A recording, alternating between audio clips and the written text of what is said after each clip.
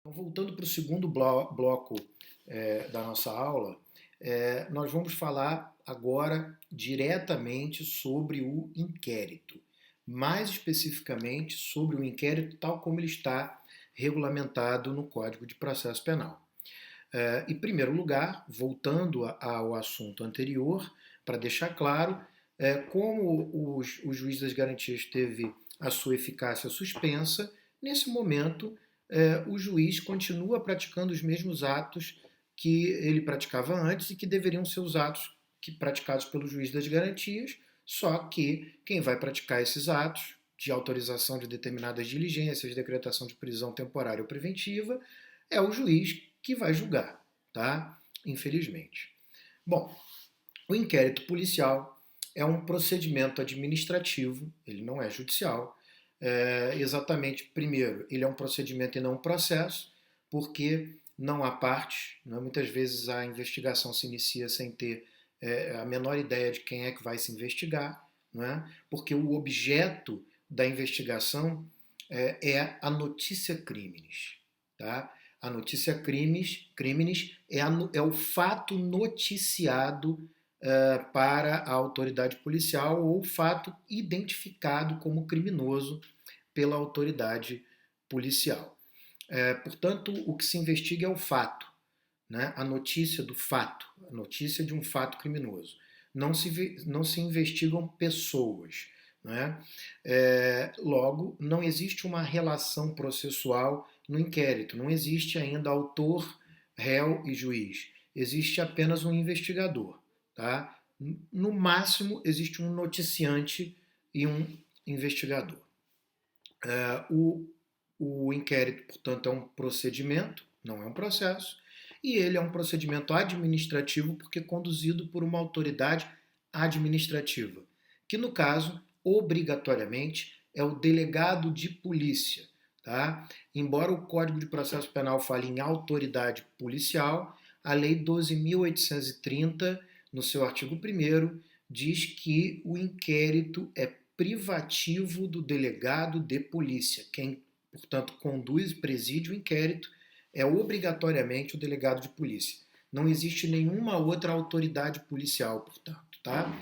Podem existir agentes policiais, podem existir investigadores, mas a autoridade policial é o delegado de polícia e é ele quem preside o inquérito.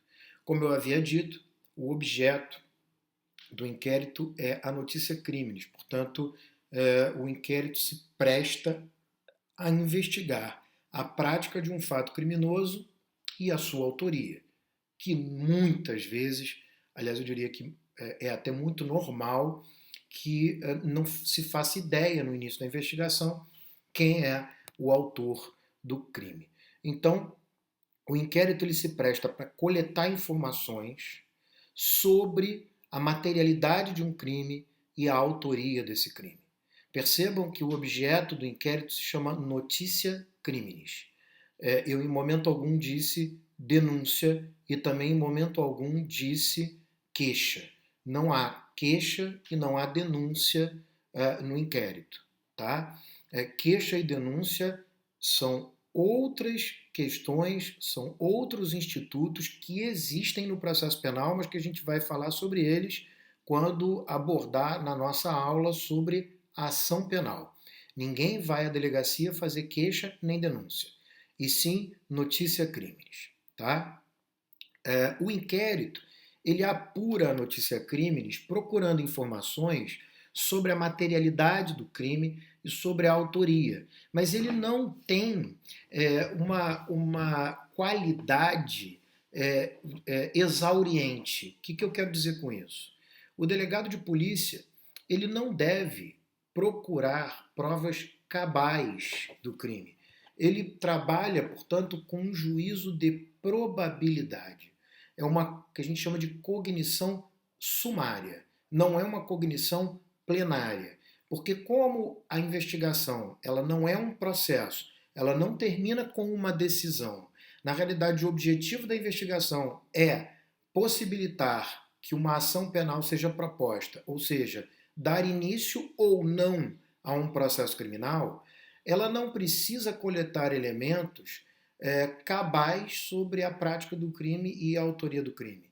Ela precisa coletar os elementos suficientes para verificar a probabilidade de que aquele crime tenha sido cometido e a probabilidade de que o autor do crime seja determinado ou determinadas pessoas. A gente trabalha, portanto, com a limitação qualitativa de um juízo de probabilidade, uma cognição sumária, diferente do processo, que o juiz jamais poderia condenar com base num juízo de probabilidade, como a gente já viu quando estudou presunção de inocência e quando estudou o sistema garantista, o juiz só condena com juízo de certeza. Mas acontece que o Ministério Público não precisa acusar com juízo de certeza. O Ministério Público acusa a partir de um juízo de probabilidade. Tá?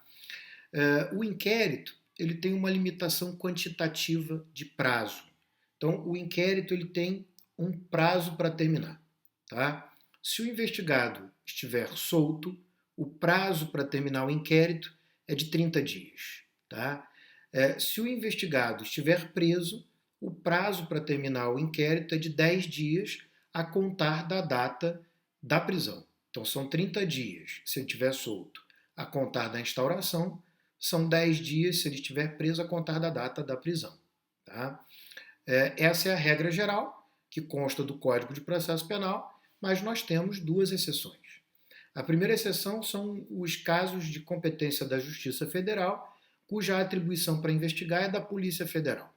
Nesse caso, embora o inquérito com investigado solto também tenha 30 dias para terminar, se o investigado estiver preso, o prazo para terminar o inquérito é de 15 dias, prorrogável por mais 15 dias, que embora dê um total de 30, ele não pode durar 30 diretamente, ele tem que ter uma prorrogação, uma decisão que autorize prorrogá-lo por 15 dias, tá? E há uma exceção também quanto aos crimes hediondos. Tá? Então, se o crime que está sendo investigado é um crime hediondo e o investigado estiver solto, o inquérito tem um prazo de 90 dias. Se o investigado estiver preso, ele tem um prazo de 30 dias, prorrogável por mais 30 dias. Tá? Então, o prazo para investigar crimes hediondos ele é um prazo consideravelmente maior. Tá? 90 dias para investigado solto, 30 dias prorrogável por mais 30 para investigado preso, naturalmente, a contar da data da prisão.